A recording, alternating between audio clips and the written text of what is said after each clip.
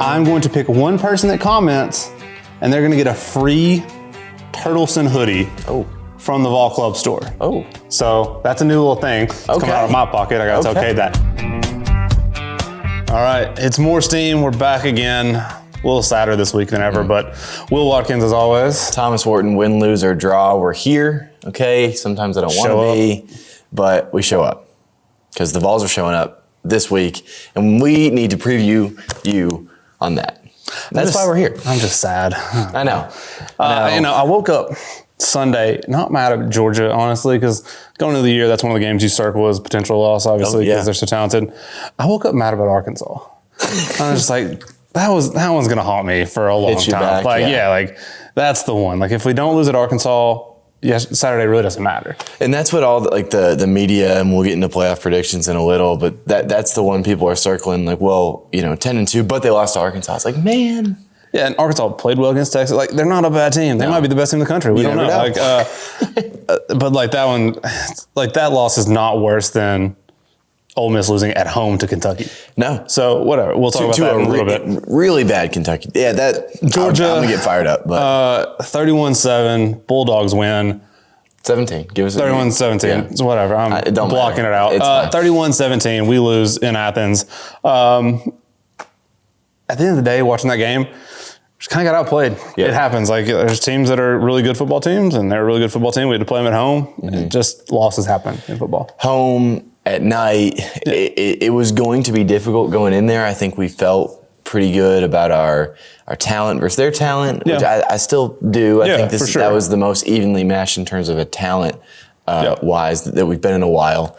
We came out strong. Yep. Good start. Points. The vibe I got from watching that game was very much more so of like the 2021 teams. Yep. 100%. Where you come out, hit them in the mouth, get on a good start, and then you kind of dwindle away. But what was interesting to me is in 2021, it was like, well, we're not talented. Like we don't stack up to half these teams. We don't stack up to Missouri, right? In that year. Yep. Where now it's like, we're getting closer. I talk about that blue chip ratio. Yep. Like blue chip. We're getting closer and closer to being in the plus of that ratio. We're getting closer and closer to being, comparable to these teams. And 100%. Second half, we just didn't play like it. And I mean, got the drop issues continue. Mm-hmm. Like that's tough. I felt bad for Dante because he's got his thumb wrapped up under the glove. I don't know if people know that, but like that's tough when you're a wide receiver and you want to catch the ball. Not being able to move one of your thumbs is tough. Mm-hmm. But overall, I'm not too sad about Saturday. Like I hate losing, but at the end of the day, if you're going to lose to a team, losing to the Georgias are a little bit more swallowable than than Arkansas. So maybe we'll get a chance to see them again down the line on the neutral site, and that'd be good. I'd like to get one more crack at them because I thought me too. We played pretty well, didn't play super well, and I thought they played as well as they could. Mm-hmm. I mean, Carson Beck looked like the Carson Beck he's supposed to. 100%. They switched some stuff up on the offensive line going into our game. I thought that worked out really well for them versus last week against Ole Miss. They didn't run the ball super well against us. No. I think the stats ended up around 100, but I think some of that was garbage time pickups. But overall, I thought we'd get more pressure than we did. I think James Pierce getting stunted on the inside a little too much for my liking. I would have liked to see him just go be athletic on the edge and kind of see if he can get home. We didn't bring a ton of pressure, played a lot of man, which was an interesting. We didn't blitz a ton. I didn't feel like we just went with sent 4.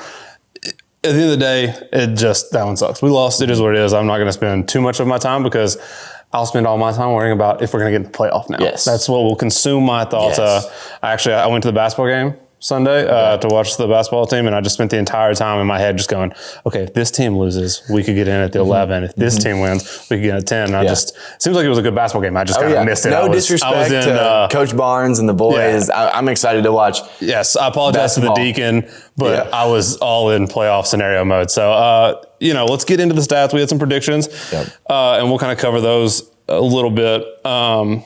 Nico, first up and foremost, I had him at 265 yards, 2 touchdowns. You had him at 280 and 3. He ended at 167 and no touchdowns, but I don't think his stat line tells the story of his game. I thought he played really well, all things considered. He got a bunch of pressure, evaded it. I don't think maybe a sack or 2. I can't remember exact stat from them, but overall I thought he played well. Made some good stuff happen.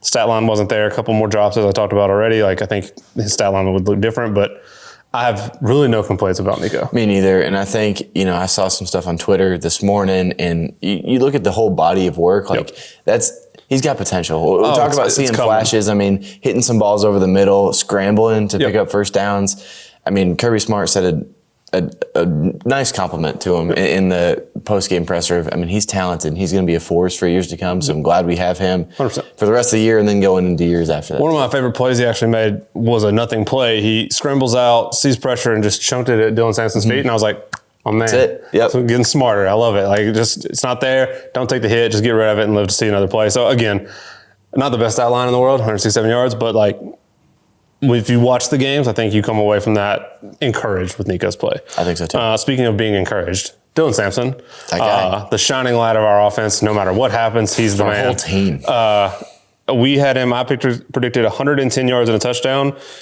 You did 110 yards and a touchdown. I did 105 yards and a touchdown. Ended up at 101 yards and a touchdown. Pretty spot on. Once again, win. This podcast knows Dylan Sampson. Yes, we do. So again. The man. Yeah. He's him, whatever. He's the best. Love watching Dylan. Enjoy him because probably going to go pro. And so cherish these moments with him. Yes. Wide receivers. I had Brew at 54 yards and a touchdown. You had Brazel at 4 catches, 85 yards and a touchdown. Brew ended up at 38 yards. Close to what I had. I'll give that to you. No touchdowns, obviously. Brazel, 1 catch for 6 yards. So you missed that one a little bit. Yeah. There wasn't Squirrel, I think, had his best game, or at least one of his best games. Yeah. But just one time catch it with your hands, though. I know. But outside of that, we didn't really. It was good to see Squirrel the last 2 games really start to get more involved. So I hope that's a good, outlook for what's to come. I had Boo at an interception. He had 3 tackles. Okay. Yep.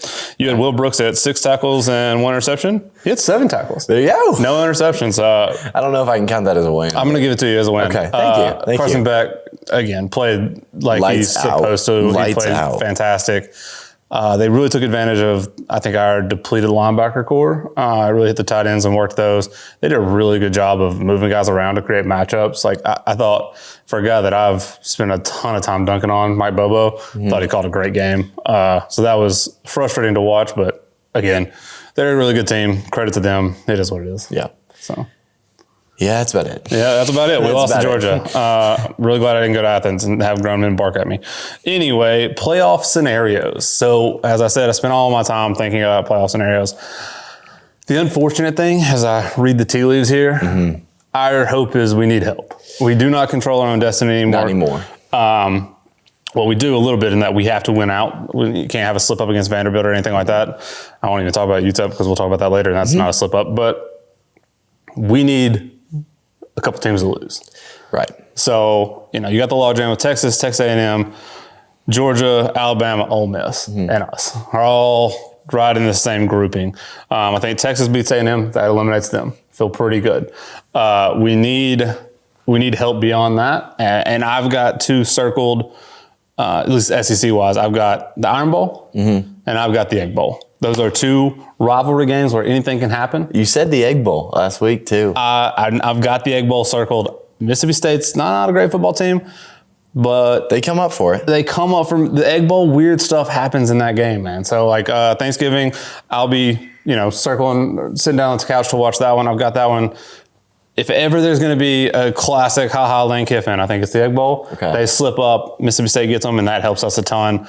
The other games that I've got circled across the country, Army at Notre Dame. Notre Dame's got 2 losable games. Yep. Notre Dame has to play Army, which is a fantastic football team, really well coached.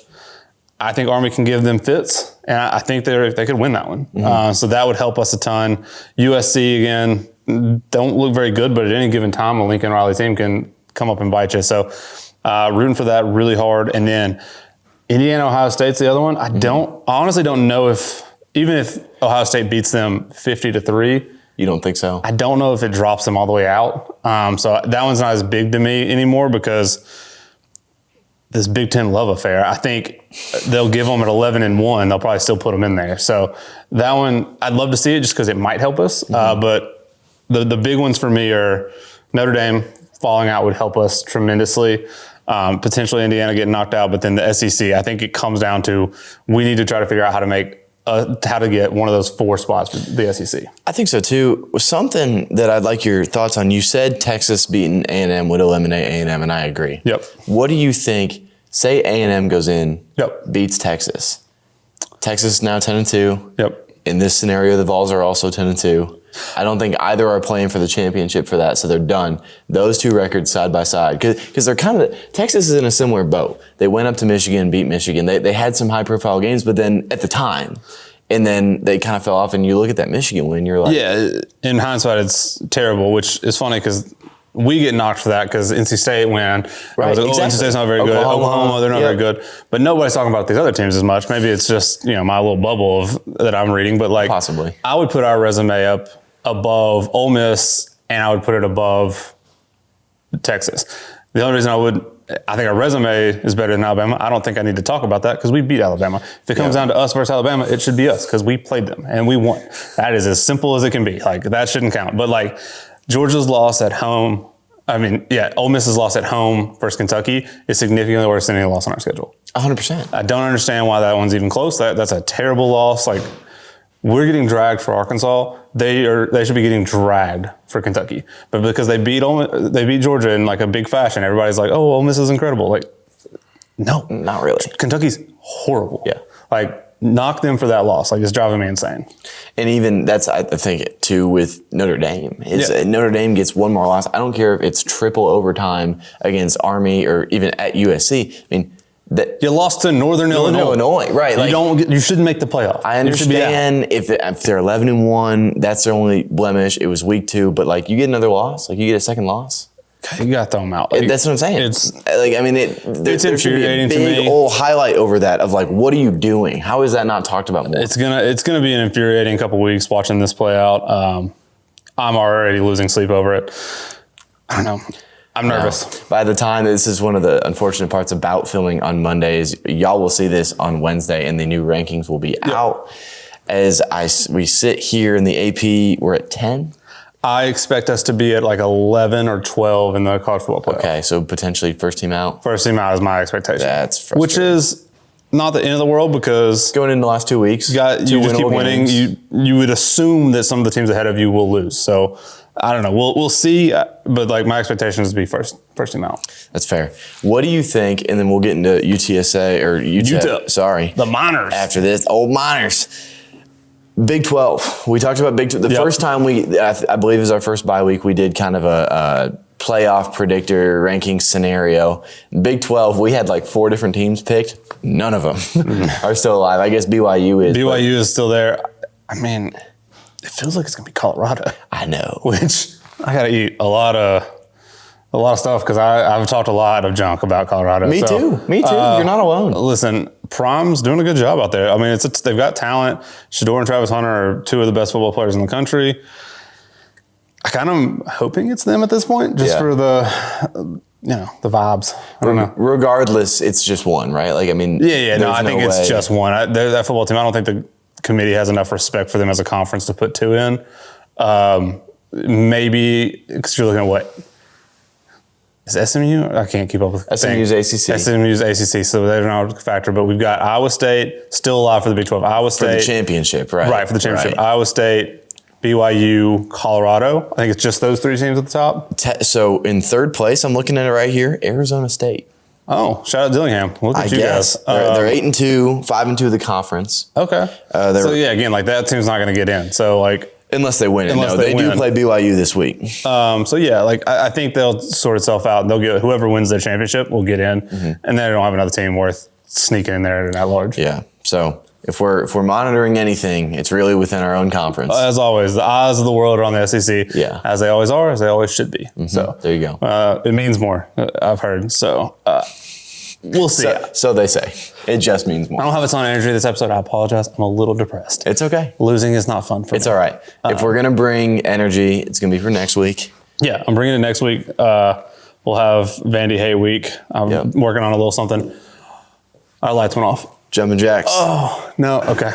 Producer Dalton's going to take care of it for us. Be all right. I'm working on a little something fun for Vandy Hay week, so we'll see what happens there. But stay tuned. For this week, I'm just a little depressed. It's family weekend, Utep. We're going to talk about them now. We're going to talk about the game. We're not going to talk about UTEP. No. I'm not spending any of my time on UTEP. But it's the family game. Nor should you. I think I might bring the 3-year-old. I might bring Coop to the game, potentially. First game? First game in Neyland. Let's go. I got to see if I can get tickets. Night games. Yeah, no more night games. I'm thankful for that. I'm getting old. I like the early games. I like to be done and get home. Especially for a game of this nature. Yeah, like, oh my God, if this was a 7:40, kill me. But yeah, I'm looking at it depending on the workload with all the things that I have to do on game day. Yep. I might try to bring Cooper and let him get an experience in Neyland. So. I think you should. He came to the basketball game. Did he? Sat there the whole game. You enjoy it? Yeah, I mean. He watched more than you did? Yeah, he definitely watched more than I did. But then he also watched the Lorax on my phone for the second half. So shout out to the Lorax for letting me see the rest of the game. It's a good movie. Cool. It was solid. I'd never seen it before. Okay. Still haven't seen it. He was watching it. But he likes when they dunk the ball. So that's all he knows. I mean, we all fly. It was really funny. We all fly. He actually just kept asking where Nico was. And I was like, he doesn't play basketball. And he was like, why? And I'm like, well, he plays football. Why? And I'm like, okay, well, there's too many why questions. We're at that age. We'll get there. But yeah, so might give him a try. But if he comes, here's what I expect him to see. Okay. Into the stats for UTEP predictions. We're going to have a little shorter episode because it's UTEP. We don't care about UTEP. That's all right. Let's go Nico first. Okay. We talk about a get-right game. I hope they just let them run up stats and get all the confidence in the world. I've got Nico at 350 yards and 3 touchdowns. Let's go. We're back. Let's go. I mean, this is we talked about it earlier in the season and then with Mississippi State too. And obviously, unfortunately, we had some injuries there. But like, who knows how long he's going to play? Yep. I'll go with you too. I'll go 300, 4 touchdowns. Love it. I like it. And let's sling it. I mean, our passing game has been so underwhelming. I don't care what the other jersey says. I don't care what the other jersey. Let's just freaking light it up. Light it up. Last home game, it's senior day. Oh yeah, shout out to the seniors. You got guys like Cooper Mays, Amari Thomas, Bryson Easton. Is Bryson coming back? He can. Yep. Maybe he'll probably participate. Keenan Peele, even though he hasn't played, like you got guys, let's send him out the right way. Yeah, send him out the right way. Everybody cheer hard for those guys. I love it. Dylan Sampson, kind of the opposite of what I just said. I think he gets pulled earlier because I sure hope so. He's run a lot this year. I hope everybody's enjoying it, as I just said. And Peyton Lewis. We got Peyton Lewis. You got to see what some of these young guys do. I think Deshaun Bishop should be back for this one healthy. Finally over the concussion, I think it was. So hopefully we get to see some of those guys get more carries. So I'm going to go Dylan Sampson though. He's going to play less, but it's not going to matter. Still got those stats. 125 yards, 3 touchdowns.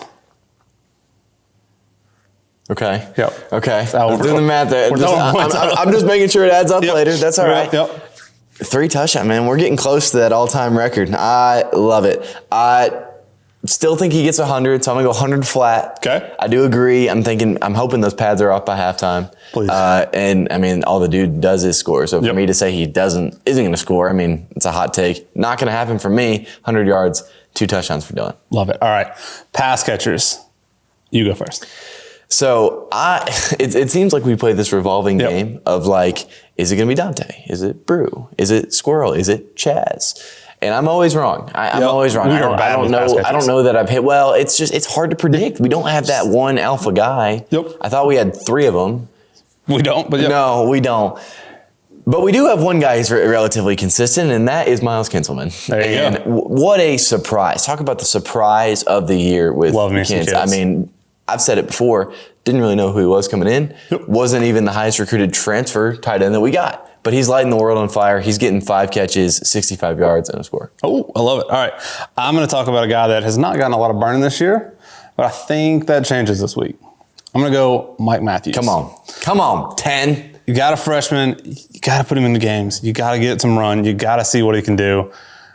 I've got Mike Matthews at 4 catches, 75 yards, and a touchdown. Let's do it. I'm hoping to see time.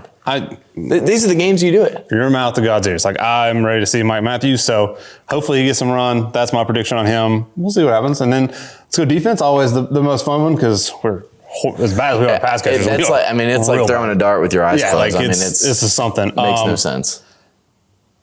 I like to have fun with the defensive ones because they're not going to hit anyway, so I'll just throw the dart. Yeah. I've got Jacoby Thomas. Let's go. a fan favorite. If you haven't seen the Pilot Road to Neyland spot, you should go check out Pilot's Instagram or Jacoby's. It's on there. It's fantastic. He's a kid that is impossible to not root for. One of my favorite players on the team. Seeing him talk about what playing in Neyland, what that means to him as a Tennessee kid, unbelievable. Maybe if you're an opposing quarterback. Yeah, he's the only person that's about it. But that's about it. That kid's awesome. So I just want to talk about him, give him a shout out, give him some love. I'm going to go Jacoby getting 5 tackles, a sack, and an interception. There we go. I knew it was coming. And an interception. Come on. Let's go. Come on. He's great. And another one of our Pilot guys who I don't know if it's it's not out yet, but it's coming. is Spoiler. Will Brooks. So you're just going to do Will Brooks every week? I am. Okay. He's my guy. He's my guy. I can do someone else. No, I love it. I'm here for it. Fine. Give Will Brooks love. Will Brooks. Oh, gosh. I don't know what his average is with tackles, but let's go 9. Let's go 9 tackles for the kid. He's one of those dudes that you can ask him to take his pads off. He's not going to take his pads off. He's fine. All reliable. Will Brooks, 9 tackles. Give him a sack, too. All right. Now, score predictions. So I'm looking, the old ESPN matchup predictor, which don't go off of that because I don't think it's ever truly correct, but we are 99% going to win this game. A little disappointing. I'm gonna tease it a little up. We're going 100%. Okay. We are currently favored by 41 points. This is not a betting show, so I'm not telling you what to do. 41 points, that'd be 41-0. Let's go 51-0. 51-0 Vols. Here for it. Boy, sometimes I get carried away. This is going to be one of those times. I mean, the energy, we're going to keep it up. We're ramping back up. Let's go. I got a statement. Yeah. The committee wants us to be winning all these games. Okay, well, the offense has been struggling. Not anymore. 72-3. 72-3. Tennessee. You heard it here. Man, we broke the 70-point barrier once. Why not again? Why not twice? Why not again? Why not twice? Listen, is there a chance that happens? There's a chance. Yeah, there is. Is it going to happen? Probably not. We'll but see. You know what's more fun? 72-3. Saying it is. You know what's not It's as Monday. fun to predict it to be like a boring game. And Yeah. so I'm going to go 72-3. We can say 35-7. That's not fun. Not fun. We're here to have fun. Yes. It's fun. Football's fun. Football's fun. Zero fun, sir. That's what I had Saturday. Yeah. But no, I'm going all in on Tennessee. 72-3. Just an old-fashioned beatdown. Let's get right. Then let's go to Vanderbilt next week and let's just murder that team in Nashville. And then leave it all on the field. It's out of our hands. It's up to God at that point. Yep. So, 72-3. Tennessee's going to roll them. I'm going to have fun. Hopefully bring the kiddo. We'll see. And be home by like 5 o'clock. Can't wait. I mean, probably stop and get dinner somewhere after. So maybe like 6:37, but got to be home by bedtime. That's important. As we're filming this, he is at home. My mom's sending me videos of him. He's loving Nico. He always just wants to play football and be Nico. So shout out to my mom, as always. Have to do the mom shout out. Have to. Listen, Steamers, we will see you guys next week. How about this, though? Please leave some comments for questions that you want answered next week. It can be about anything player related, anything football related. We just need some interaction with the Steamers. Yep. So give us some questions and we will answer your Steamers questions. And I'm going to pick one person that comments and they're going to get a free Turtleson hoodie from the Vol Club store. Oh. So that's a new little thing. It's coming out of my pocket. I got to okay that. I will pay for it. I will send it to you. I will pick one of the comments, free Turtleson hoodie. Because if you've listened this far in, you're going to be rewarded. We're here to reward the Steamers. So leave some comments. Number one steamer. So give us some comments, give us some questions, and then somebody's going to win a Turtleson hoodie. Sweet. Love it. Thank you. We'll see you guys next week. That's us. Have fun. Go Vols.